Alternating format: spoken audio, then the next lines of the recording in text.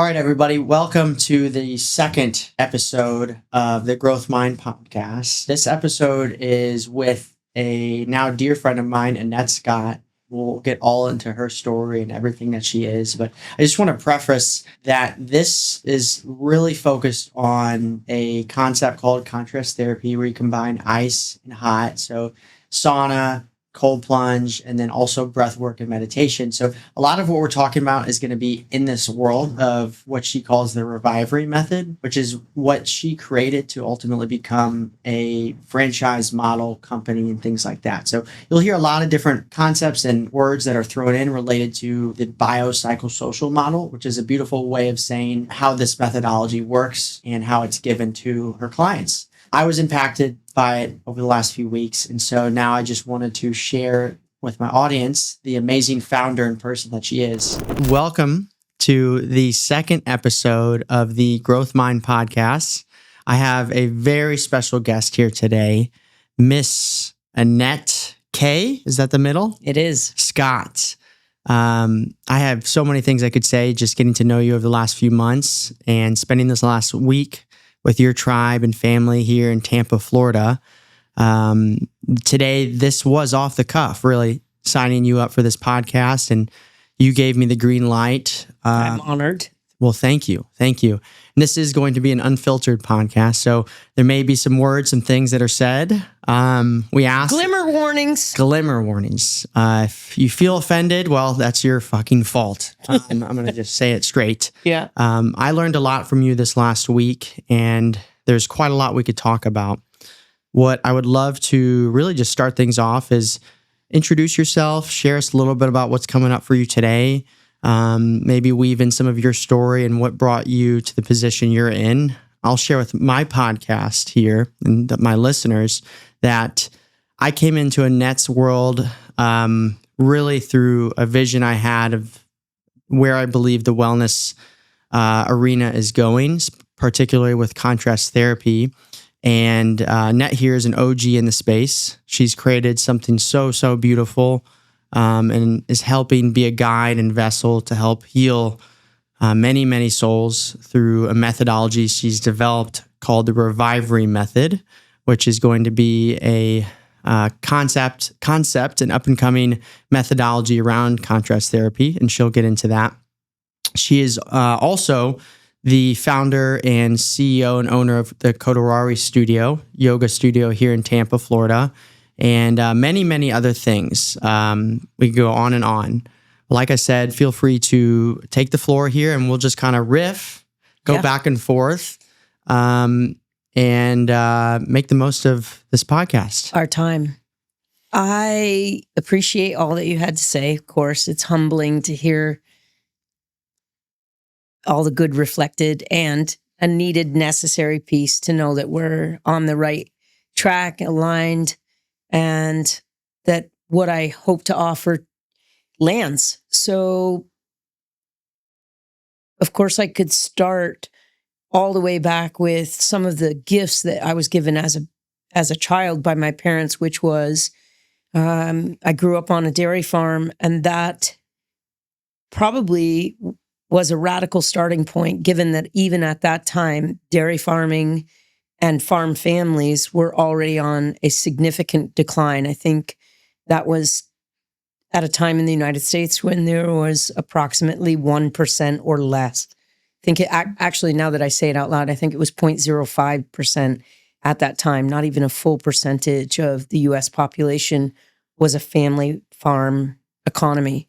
And I think it's decreased significantly even since then. And yet, what happened for me was a love of physicality, labor, working hard, contributing to seeing things unfold in real time as a result of the work that I myself was doing with an animal, with a machinery, with the land. And so I have a very much alive and healthy respect for nature and its role in how we optimize our living, how meaningful life can be inside the context of the larger environment, and how small a part we actually do play. Now, that doesn't at all rob us of the awareness of how deeply impactful our behaviors are. And so if I were to fast forward, as it were, to where I am today, I've had the great good fortune, even though the beginnings were, from an economic standpoint, probably pretty meager. I didn't know that. I just knew we were happy. We were pretty happy. Now, I was also the great good fortune to have parents that wanted to be parents. They were young parents, 18, 19, and I was their first child. Lots of learning there for them and for me too. I didn't know it was learning. I just thought I was being brought up. That's sometimes the best learning, though, right? When your parents have their way of parenting, and things were happening, things are done, and you just learn the lessons you needed to. And where this all fast forwards to is I was able to go to college. I also was able to go on and get a master's degree. And then I came back and I came back. I lived outside the United States for some period of time. What were your undergrad and master's in? What did you study? I got a double BA in philosophy and English, and then a master's degree in modern literature, critical theory, theory and practice. Really? Oh. And this is cool. And it's, fancy. I ended up working at Harvard in an administrative role that then there was a whole trajectory, changed a whole trajectory, ended up working in a corporate structure for just about 5 years. And when that job came to an end, I returned to physical labor, went back to school to become a massage therapist, personal trainer, aromatherapist, a doula. I helped people give birth. I was able to attend a couple deaths in my doula-ing. I have done a number of things, and it all points to meaningful living.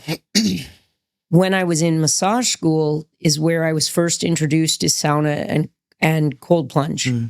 I had already started a yoga practice and eventually became a yoga teacher.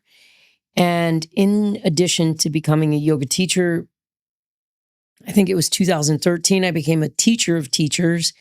And I started also studying trauma as a massage therapist in somewhere around 2003. So I've been studying trauma, its effects, how to integrate the nervous system back to a sense of fluid intelligence and response flexibility. I became a Buddhist around the same time. Now, if I interrupt you real quick, were you practicing any religion? Did you grow up in a religious household before that? I'm zipping the dog. Yeah. I was brought up in a Catholic and a Protestant split household in many ways in that regards. And while I had a fascination and reverence for the liturgy, the rituals that surrounded some of the going to church as a young person, really young, like under 12, I also had a full-blown meltdown, as it were, like pitched a true fit around 14 when I was supposed to be confirmed as a Catholic, mostly because I identified that this was a commitment that you're meant to be making for your life. Your confirmation is to say, I'm an adult in the church. And I was 14 and I was like, I can't commit to being an adult when I don't believe I actually am. Now, to be honest, as I look back at that now, that feels like a lot of intelligence for a 14-year-old to say. No question. Yeah. But it might have just been that I was stubborn. I don't know. But you had the awareness, though. It was present within you. I went through confirmation too, and it's one of those things that you're ingrained in that world. I'm not saying anything against Catholicism, but I will state on your behalf. But the point, yeah, you're not trying to shit on it in any way when I share that it felt disingenuous. Mm-hmm. It felt like something I was being almost forced to do. And while I ended up, because I was 14, getting confirmed, even then I was like, okay, this feels like violence where there shouldn't be any. And someone making a commitment to a mental infrastructure that is meant to guide them ethically and morally, I should be able to come to that of my own accord Mm-hmm. at whatever age it finally feels appropriate. And that wasn't given to me as a chance, Mm-hmm. a choice. I didn't have the chance to make that choice. And I found that to be the beginning, probably in many ways, of my deep questioning around some of the societal norms that I was asked to abide by and reside within. So I have an early revolutionary tendency. Like, I want to ask, and this started really early, why? And I haven't given up the curiosity. And sometimes it leads to a type of revolutionary thought or a rebellion internally and externally. And you know me now. Mm-hmm. I am, I don't know that anyone will accuse me ever of being shy. This is not a thing that I worry about. I'm not labeled shy or wallflowery. Now, sometimes this gets dialed up and becomes a problem also, because maybe I should shut my fucking mouth once in a while. However, if I feel as though there's something that's worth asking a question about, I'll ask it. And I don't back down easily either, just because you're like, well, this is the way it's supposed to be. There's a lot of traditions that we engage in on like tailgating for a football game. You sure you want to get all shit-faced before you go into this thing? I mean, maybe that's in entertainment, or maybe it is fun. I'm, again, not necessarily shitting on it. And yet there are plenty of places that I ask why. And if it doesn't fit for me, I'll say as much. Yeah. You're speaking to like just conformity in general, and, you know, the sheep are going to be herded in some way or another.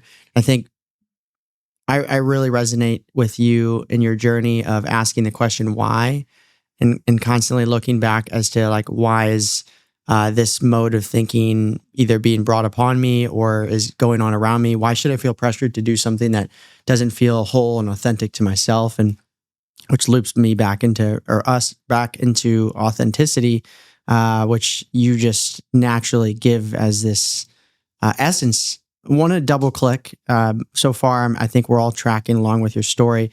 You brought. Can I say something? Oh yeah, about please. curiosity? Go ahead. Yeah. So curiosity is also the ground of being for compassion. It is the ground for compassion to arise in. The why is not just a stubbornness. It's also, tell me more. Tell me more. And tell me more is a way into understanding. Mm-hmm. So listening deeply, watching closely, these are, and speaking last, potentially, which I'm not always accused of either. Sometimes I jump in a little early. However, this listen deeply, watch closely piece is really curiosity. What's happening here? What's really happening here? What's the motivation? So for me, Buddhism is an evolution of morals and ethics to asking the why, arriving at timing for oneself, and then choosing to adopt and integrate an ethical infrastructure that can still be responsive to the in real time why. Now, I'm not trying to make a pitch on being Buddhist. I'm merely saying that Buddhism for me is also part of the healing journey for me, because Catholicism, just to kind of close the loop on that, women are second-class citizens in that setup. And there's a lot of trauma for men too. And while I'm not looking to turn this conversation into something about that, I want to be empowered to ask questions and have them answered, and to come to my own choices through the intellect and the feeling state. If it's true in my body and there's resonance there, and it's true in my mind and there's logic there that aligns with the felt sense in my body, then I can move forward in a way that is active in the world, that's healing and illustrates curiosity and care. Now, for me, this is a personal journey. People can do what they want with that story about it. And it's critical. It's critical to how I ended up being introduced to you. It's critical why we studied together this past weekend. Curiosity and compassion about what is it to live authentically, to have integrity, to speak your truth without necessarily pulling all the filters off. Just because I have a truth that's different than yours, I still have to be compassionate, caring, and curious. Is now the right time to speak? Is it right speech? There's a whole, the 4 gates of speech. Is it true? Is it kind? Is it necessary? And is it timely? These are real asks. And then you have also met me, and this is yet again probably another level of reveal for you that in behind this, there's a spiritual imperative. Because you heard me speak to this weekend for 3 days on the trot. How do we really embody safety? How do we truly choose competent protectorhood when we're in the company of our own mind, much less other people? And if we choose to lead, you better fucking show up. And the only way to do that really, really well is to take excellent care of yourself. Because the content of your mind, your neurobiology is going to run anyway. No matter what you do, it's running. No matter how you are, you will make an impact. You want to be mindful? Take excellent care of yourself. So the content and the impact that you will make is one that you've chosen with as much frequency as you can. Now, this is a big ask. Tailgating might fall by the wayside as a result. Joy from other venues will flow in, though, says I, from my own experience. Go. Oh, I know you have a question. Excellent. All I must say is what you just shared with me is very profound, and even allowed me to sit further into what you are speaking towards. I think this is a really good and appropriate segue into how the Revivery Method came about, the components of it. When we're saying lead, what we're actually talking about, of what it means to be a competent protector. Because of course your life story led ultimately to this, and the many other influences that were around it. To just bring clarity to the audience. Sure. The Revivery Method, I'm not going to speak on the beauty of it and how it's designed, but sauna, cold plunge, you're adding in breath work, you're adding in meditation, contemplation, movement, all things that I love and love getting weird through and love expressing my life through. It's helped me transcend diagnoses of anxiety, depression, OCD. Of course, there's many other modalities that we use, but what I witnessed this weekend and the vision I had was a world in which there would be studios across the country here in the United States that would combine physical exertion and mental health guidance and coaching. And ultimately, the synchronicity was I found you. We could even go into ta-da, we're here today. With that being said, getting to experience the Revivery Method and become trained as a lead and as a coach through this process, you get to see what is really happening in there. The cathartic moments, the moments of joy, and even the moments where there are maybe a little confusion and disconnection. Humanity. Let's just call it. That's the perfect way to describe it. Because all of this is what's the full range of being a human look like? Yeah. And we're not trying to constrain it. We're Yeah. not trying to narrow it. We're actually trying to open the motherfucker up. Exactly. And the feeling state that was generated even prior to seeing what you were doing was that this was a beautiful container to transform oneself and a community with a big fucking C community. Yeah. So for our audience sake, dive all into the Revivery Method and kind of how we got here. Yeah. And thanks for the opportunity to do that. So short, to keep the front end short so that I can go in greater depth, given our time frame, on what I think is interesting to people, is that basically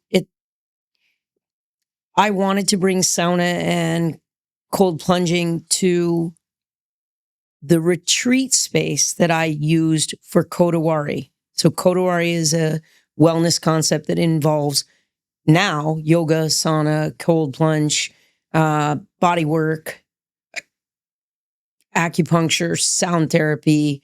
And that started 9 years ago. And I was doing retreats and I was like, man, we should do sauna on retreats and we should do this thing. And I approached the owner of the space and I said, listen, we should build a sauna up here. And truly, much to my surprise, she's not someone who swears a lot. She was like, I don't want some fucking thing built up here. And, I obviously caught her on a moment and she was really frustrated with the concept of building something that she would have to maintain and take care of. In fairness, I get it. And I was like, sort of gave her the, well, shit face. Okay. Like, whoa. And she said, if you want to build something that you can drag right out with you when you leave. And I was like, what a novel fucking idea. And my answer when challenged is to bow up and get creative and be, yeah. And I was like, you know what? I will do just that. God damn it. And so this was right before COVID and 2019 in the fall. And so I started a search and I ended up with Cedar and Stone. I actually talked to Voyager first and they were really honest. And they said, look, we can't build you what you want in the time frame you want it. And these guys, Cedar and Stone, I think you might want to talk to them. Well, I ended up buying, planning, designing, doing all the thing, co-designing. Please, I don't want to sound like I knew then more than I did. I didn't. I leaned heavily on Justin and Joel from Cedar and Stone on like, how can we do this thing? And I said things like, I need a seat for the lead and I need a window in the roof. I want a sunroof. Because I'm going to park it probably a lot of the time in a parking lot. That's the one that's still there, right? Oh yeah. Yeah, it was Bitch be it's a beauty. Yeah. Oh yes. She's nice. Gangster. Yeah, I think If so. a sauna can be gangster, that's just it. Oh yeah. She's solid. She's a ride or die. So I designed this thing and we got it. Took a little while. Somewhat because they took a while to build it and I also took a while to pay for it. So it cooperatively worked out really well. And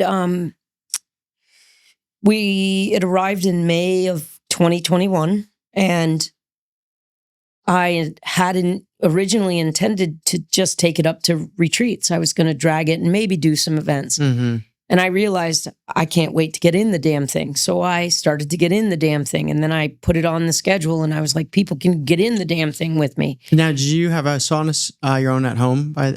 You already did? Yeah. But I started sauna in 2002. mm-hmm.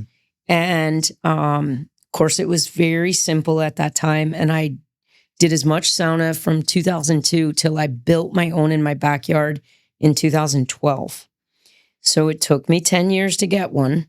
And then I got one. And I still got one. Mm-hmm. In fact, now I have 2 in my backyard. Oh my goodness. Because I created a little tiny, I'm still working on it. It's not done, but I want to be able to host real private setting or we can get naked. Yeah. Because that's a whole other conversation. And giving people the permission to take their clothes off without having it become something that's sexualized is really valuable to empowerment, confidence, a sense of self. It's funny to me, people that will wear a bathing suit that is essentially nothing won't take it off. We feel weirded out. Yeah. And that's a conversation that we can have as a side note for later. And yet I now have 2 saunas in my backyard. I'm working on a second cold plunge so I can accommodate intimate groups to go the next level, because there are so many levels available that use sauna and cold plunge as a platform and a catalyst for turning what we might call I want to use the alchemy, the magic of making things. So gold is a stable element. And the magic, the conversation of taking iron or dirt or sort of the trash elements and turning them into gold, this is alchemy. And that alchemy can happen with these tools of sauna, cold plunge, presence practice, movement practices, breath work practices. So back to Kodawari's parking lot, 2021, we started with a couple, literally 3 classes. And I brokered a few deals with a couple fitness concepts. And I said, you guys need to come, just try it out. I'm going to give you a dirt cheap price, $29.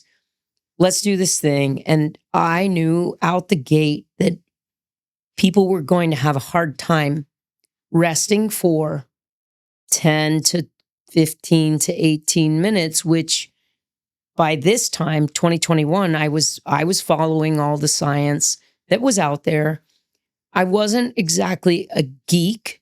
I'm not a biohacker. I dislike intensely this concept because it leapfrogs over the basics. She's a Whoop founding member, though. I am a Whoop When we first met, I was like, Whoop. A founding member. Yeah. And they, come on, I feel like I've seen all the Whoop lifetime. I see all these brand ambassadors, but I'm like, what the fuck? Like, first 500 people, come get Annette and I out here, because we started with y'all at the beginning. I don't know. Did they just... They're upgrading as they speak. Are. And they gave me like, for this amount of money you can upgrade. And I'm thinking, fuck you guys, but okay. They're gonna keep keep do going. it. Yeah. Anyway, all this is to say, I knew that biometrics matter. That's another conversation.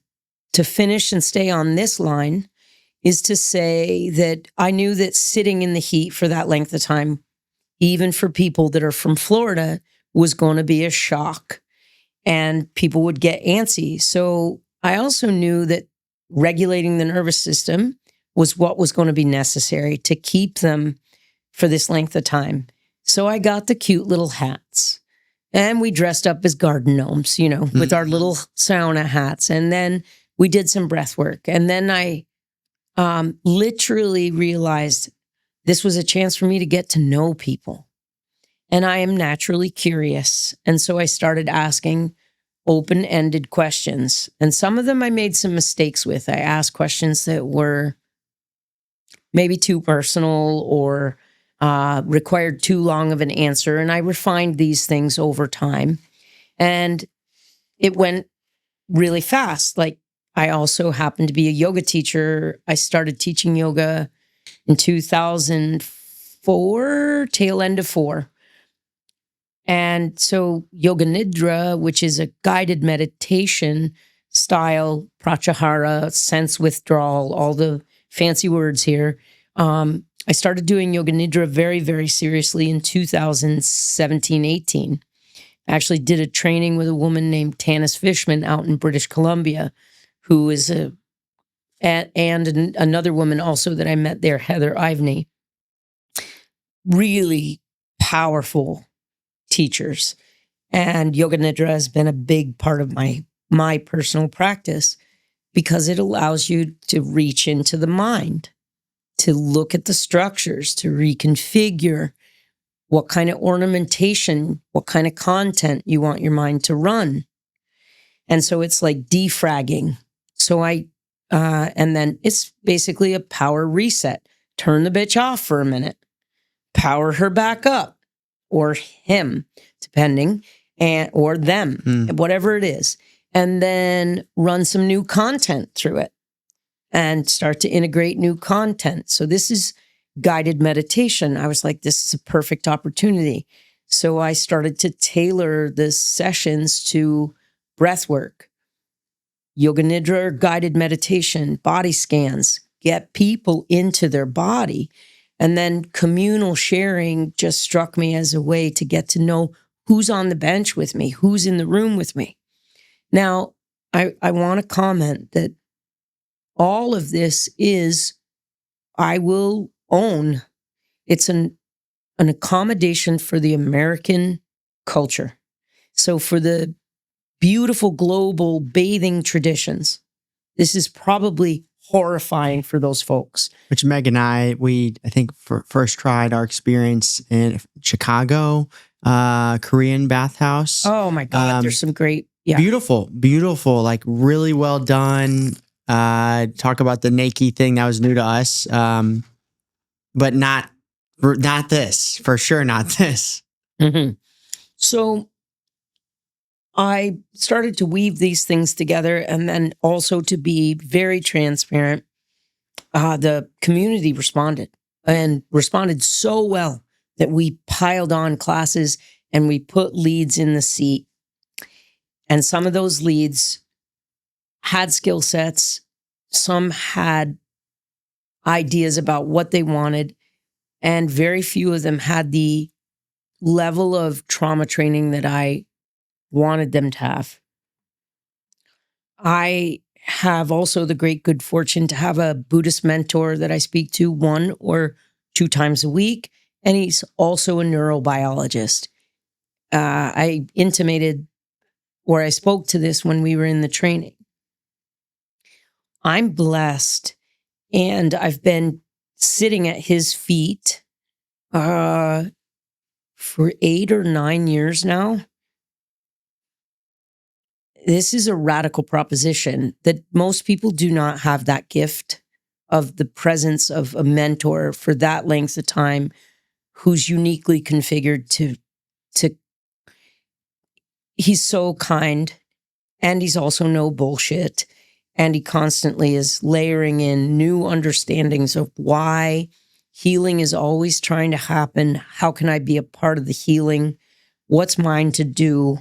How do I get out of the way of the shit that's not mine to do? Get out of the fucking way. And all that is to say, I recognized a little too late, I don't think it could be any different, that some of the leads that we brought on initially may not have been as well equipped to really adopt the method from the position of what I now discuss as the competent protector. When you're in the lead seat, on the surface, it looks like, hey, let's do some breath work. And you know what we should do? Let's do, why don't I ask you all this question and you can answer it? And you know, when we transition out to the cold plunge, do this thing, do this thing, do this thing. I'm going to be right behind you. Let's get into the cold plunge. We'll do some breath work out there too. Or maybe we'll sing. Or you know what? We'll have fun and splash water. I don't know. There's 1,000 ways to glimmer. And we'll come to that in a minute. But what is now in the background is I train people to do this level of improv around when do you use breath work? When is it great to get that communal sharing in? How does that foster safety in the room? When you're the lead, you're a competent protector, which is a parental archetype. In that moment, for that hour, you're answering the big brain question. Is it safe? And are you here for me? Are you here for me? Is it safe? And the answer is yes, and yes, and yes, and yes, and yes, and yes, and yes, and yes, and yes, and yes, and yes, that's right. Yes, that's right. And so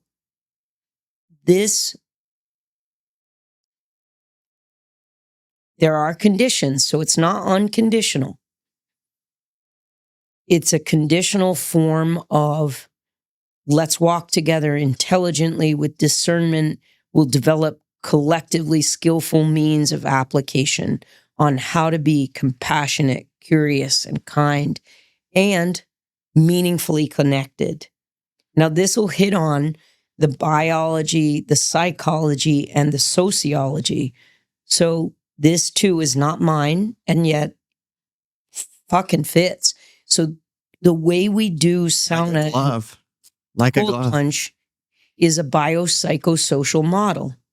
The trauma training that I provide is essentially helping people understand what would it look like to be a competent protector.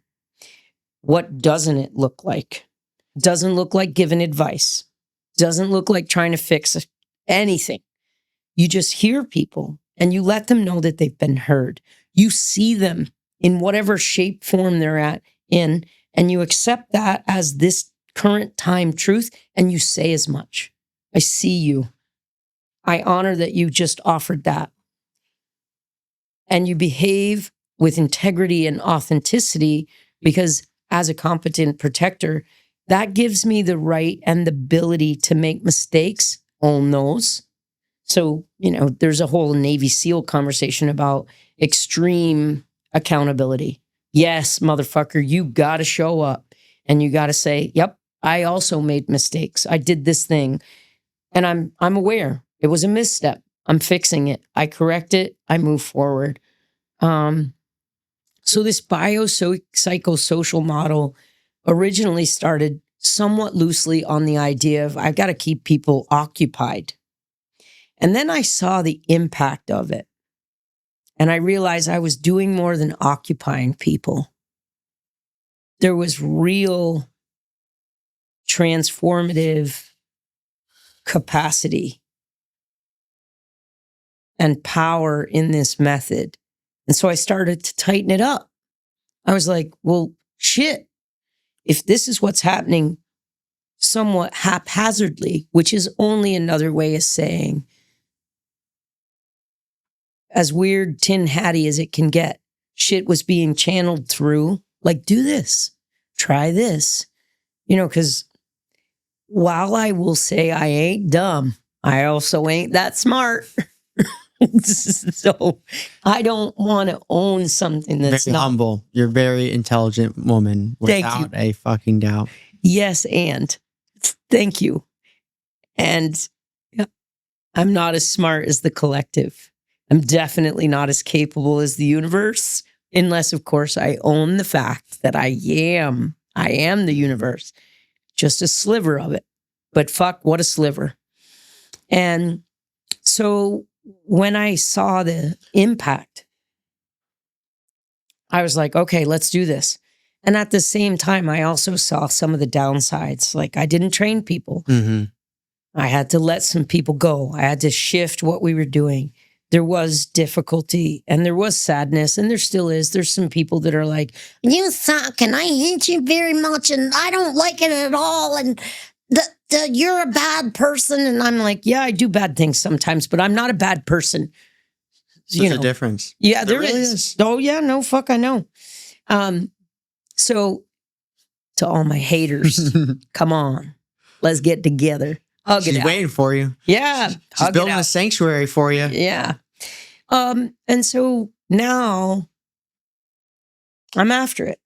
I want to change 4% of our population, because that's the tipping point as a catalyst statistically to change the collective. Once you get 4% of any cohort to truly adopt the vision, not necessarily singularly the method, but the vision, like, we can talk to one another.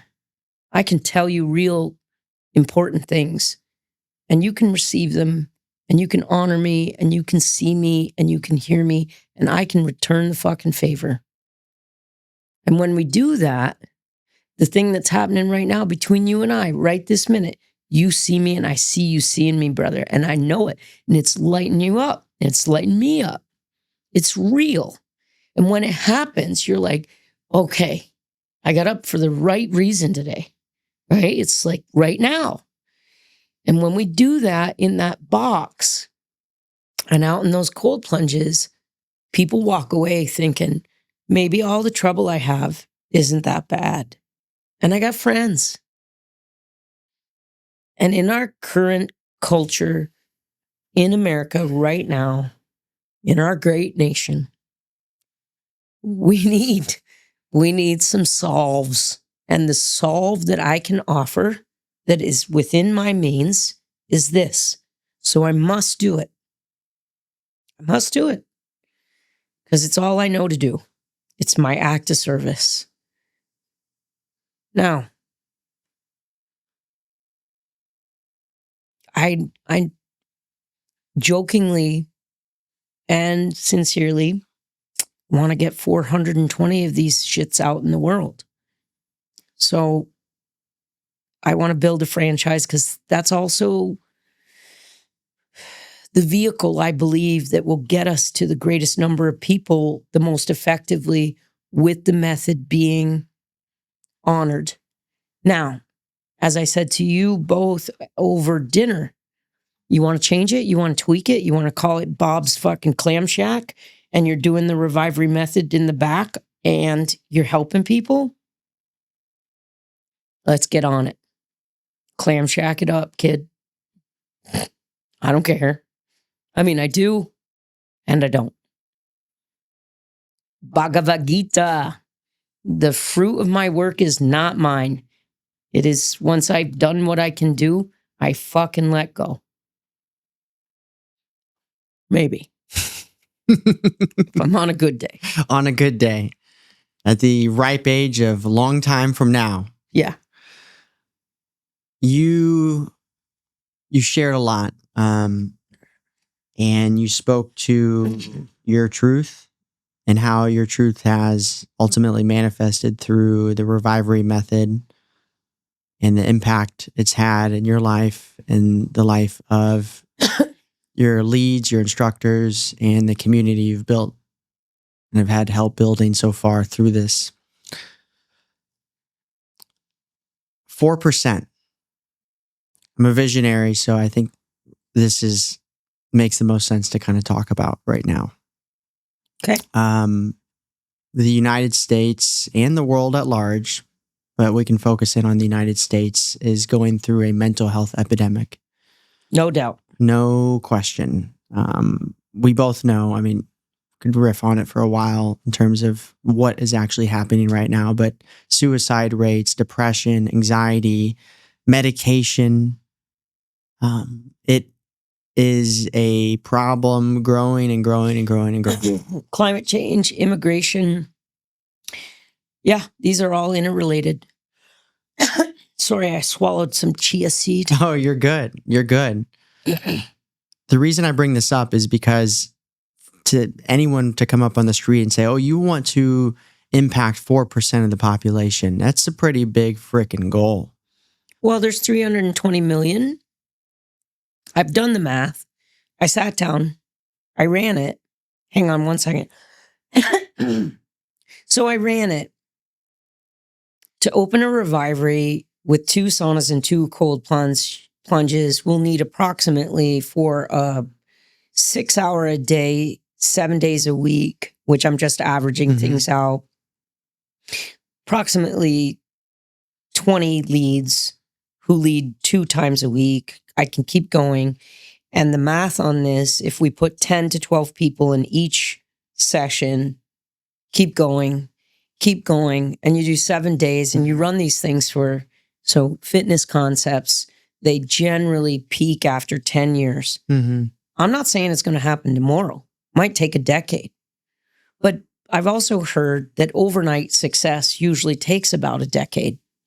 You know, this is a joke in the music world. Like, you want to be successful, you work your fucking ass off for 10 years doing shitty little venues, and then suddenly the right person sees you and you're an overnight success. No, Overnight, unless you're talking about a string of Sundays, that ain't going to add up the way I think about overnight. It's going to be a long time before you get on the old Grand Old Opry. However, all right, I got a decade. If the Lord's willing and the creek don't rise, nobody hits me with a bus. I mean, so yeah, it's 4%. I'm after it. So I need 420 stores with 2 saunas and 2 cold plunges, running 6 hours a day, minimum, putting 10 asses on a bench. And I'm after the impact that will make, because every ass on that bench has someone in their life. If I get it right, there will be a ripple effect. And their Dunbar number, the 150 people that matter to them, will see a difference in them. And they'll want to know what that is. And if they're kinder, they're nicer, they're more resilient, they're more capable, they'll want to know why and how. And then that 4% becomes a way of being for a larger number of people than I can imagine. Because my math runs out. Because I need a calculator. ChatGPT. I can't even say it right now. GPT. Yeah, on the spot. I believe in you. I know the people in your community believe in you. I think I was led to be in your world. So I share a similar vision in that same world and where I see things going. Maybe you'll get us to 5. You too. That's really. Maybe you'll get us to 5%, bud. That's really kind of you. There's a lot of work to do, and so many people to help. I think really to hone in on the fact that one of the things in what you just shared with me stood out, and this is in relation to the Revivery Method itself, is you mentioned in your journey of getting the first sauna, bringing people into it, you said you had asked personal questions, and some of which maybe weren't, easy for people to take. Oh, I fucked a few folk up. I'm sure you did. What came to me in that moment was like, and that you are. Look at you learning. You are the vessel for this. In that you took just through your authentic self, asked those people what you wanted to ask them. 100%. I didn't ask questions just to fill the space. Yeah. And it takes a certain type of individual who has the capacity and willingness to ask those questions that are deeply personal and just push people to a limit maybe they didn't want to go to, and fucking 180 degrees sauna or bigger lengths. 200. Yeah. Well, I mean. Yeah. So when you were saying that, it's like, okay, like as you said, like put on the tinfoil hat, channeling, I'm being guided. Something is going on right now. Undoubtedly. Your method is unique in that way, is you're taking people to those limits, and it's not always going to be a comfortable question that maybe they're asking of themselves in that moment. I also don't expect it to end like most American movies. I'm okay with people being less than happy when they leave. Yeah. So sometimes the communal sharing that we do will let people see what's been living inside them as a narrative. And it's uncomfortable. And yet the very practice is meant to give us the resiliency, because there's a difference between I'm unsafe and I'm uncomfortable. And right now, this piece of discernment is what I believe this method allows us to speak to directly. You're not unsafe because you don't like something. If there's injustice and there's a potential for violence, let's pay attention and let's get the fuck out of that. However, if you're just uncomfortable, somebody said something that you don't like, Learn how to sit with that so that you can connect with them enough to understand why. Why is that true for you? It's not true for me. I want to share that with you. So you witnessed a moment, a hot moment in the room. There was a conversation about transgendered, identifying, how do we handle, what if, there's what if. Strong opinions. And strong opinions. And hopefully I handled it as well as I can from my place of truth, which was, here's what I would want to do. Here's what I will do if this arises. If it looks like this, here's how I'm going to manage it. What I'm always looking for is the authentic, integritous, real-time, honest read. Right? So That's powerful. Yeah, because my answer wasn't, there's a protocol, here's the steps, this is what you do. Because that's going to rob you of the creativity that you might need. So protocol has a place. It's a starting point, but it better not be the fucking end. Because creativity is so much wilder than an SOP. However, for some people that falter in the moment, an SOP is very helpful. Mm-hmm. And my job as a team leader, a leader, is to continue to cultivate greater and greater degrees of resiliency. I'm uncomfortable and I'm going to be creative in my answer. I don't like what I'm hearing and I'm going to address it. I don't like what I'm seeing and I'm going to call it. I'm going, this effort to really be present. Now, if you're unsafe, I've already said it, get the fuck out of that. There's no reason to be some random, unnecessary hero who also dies. Yeah. Let's not do that. You just landed on something really cool, is the difference of a guide and a hero. Mm-hmm. And why that matters. I am not in the lead seat ever going to attempt, if I'm keep holding true to the imperative that I'm not fixing anyone's shit. I am, however, walking with them when they're ready to do it. Whatever it is. I don't fix things. I don't advise on how to fix things. I reflect back, here's what I heard. Here's what I'm witnessing. I see you. I acknowledge that in this moment, if it's true, I will, because if it's not true, I'm not going to call it courageous. If you're being craven, if you're being petty, unfortunately for whomever's in that role in that moment, I will say, that looks like a lot of pettiness right there. Which is why some people don't enjoy my company. And I'm okay with that. Self-select out. Because it's also what I would ask of people around me. If I'm out of alignment with my values, be a friend to me and say, you're an asshole and you have spinach in your teeth. Like, please show up for me fully. I'll do you the same solid. I don't want to call people friends that won't ask me to operate at the top of my game and help me to do so.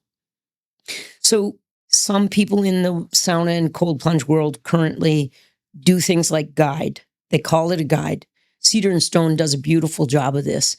So they guide you. Here's the fire pit that you can hang out around. Here's some chairs that are outside in the middle of fucking winter if you want to hang out in these chairs after you've just been in a sauna. Here's a cup of tea. Here's where you can get the towels. Here's the bathrooms. I'm here if you have questions. Let me know. And there's that sounds reductionist for what they ultimately do, which is to receive people. Mm-hmm. They see people too. I just go and I ask the people that I train to go to a next level. I go into the hot box with you. I go into the cold plunge with you. I'm in the practice with you. So if I'm going to ask you to play t-ball, I better know how to play t-ball, right? If I'm going to say, we're going skating, I'm getting on the ice with you. So guiding and leading to me are two different things. They both have value. They both have their places for application. And then we can talk about the bathhouse concept, which is usually, sorry to be diminishing to anyone, there's usually a pretty woman or a cute guy or whatever it is out front handing out towels and wristbands and saying, you got an hour or 2 hours or 4 hour or you're on a day pass or whatever it is. Let us know if you need anything. Now, this is also customer service. It's just a different type. I'm all about intimacy. I want to get up in your business. I want to help you with your business. Oh my goodness. I don't want to see you naked on the inside. Oh, yeah. What's going on? Yeah. So the Revivery has a very different approach. And I think it's, I'll be even more honest. It's a convenient cover because the tools of sauna and cold plunge are amazing bio stimulators. And the method is a force multiplier to the resiliency you must have in heat and the resiliency you must have in cold.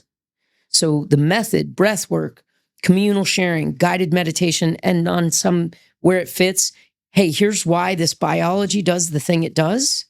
It's a force multiplier. So we're showing up as a lead and saying, like, this thing's really important. We just got the bell. Got the bell. How would you like to wrap this up? Because I know I just laid out a whole run of like, here's what Revivery Method is. Here's how it's being applied. Here's the long view hope. It might be a decade. You and Megan have this equal passion and desire. It's, I doubt you're going to call it Bob's Clam Shack, but how can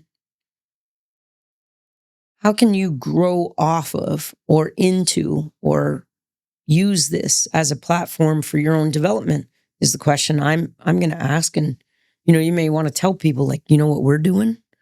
Because I blah-blahed for a lot. Well, we like your blah, blah. Thanks. And I'd be happy to have you more blah, blah, blah on here anytime. It's a great question. And I could go on way past 5 minutes. Contrast therapy will be a part of the vision to also have impact through modalities that are proven to help people heal. And my wonderful partner and I are very blessed to be in the position that we are in to be leads in that way, leaders of ourselves and leaders for other people.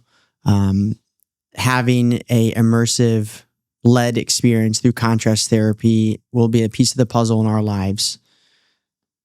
With her background as an occupational therapist, now yoga instructor, cranial sacral, my background with neuroscience and entrepreneurship and all the things that I've studied along my journey, and the fact that I got off I don't know how many medications, but I was born with a growth disorder that I dealt with my whole life, and it taught me a lot about resiliency. I grew up with a wonderful parents.